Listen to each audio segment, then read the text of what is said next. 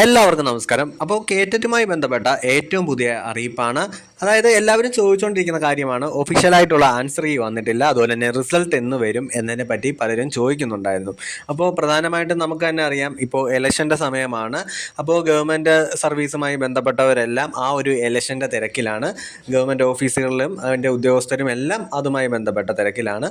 നമുക്കിപ്പോൾ അറിയാൻ കഴിയുന്ന അല്ലെങ്കിൽ നമുക്ക് ഇപ്പോൾ കിട്ടുന്ന വിവരപ്രകാരം ഈ ഒരു ഇലക്ഷൻ കഴിഞ്ഞതിന് ശേഷമായിരിക്കും റിസൾട്ട് പബ്ലിഷ് ചെയ്യുന്നത് എന്നാണ് അറിയാൻ സാധിച്ചത്.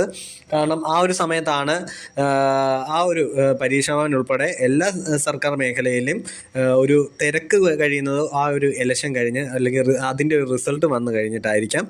അപ്പോൾ ആ ഒരു സമയത്തിലേക്ക് മാറ്റി വെച്ചിരിക്കുകയാണ് റിസൾട്ട്. അപ്പോൾ നിങ്ങൾ അതുവരെ ഒന്ന് വെയിറ്റ് ചെയ്യേണ്ടി വരും. അതിന് മുമ്പ് നമ്മുടെ ഒഫീഷ്യലായിട്ടുള്ള ആൻസർ കീ ഒക്കെ വരും. 2 റിസൾട്ടാണ് പബ്ലിഷ് ചെയ്യാനുള്ളത്. ഒന്ന് സർവീസിലുള്ളവരുടെയും മറ്റൊന്ന് നമ്മുടെ എല്ലാവർക്കും വേണ്ടി നടത്തിയ ഒരു എക്സാമും ഉണ്ട്. അപ്പോൾ നിങ്ങളിതൊക്കെ ഓർക്കണം. 2 റിസൾട്ട് പബ്ലിഷ് ചെയ്യണം, 2 ആൻസർ കീ പബ്ലിഷ് ചെയ്യണം.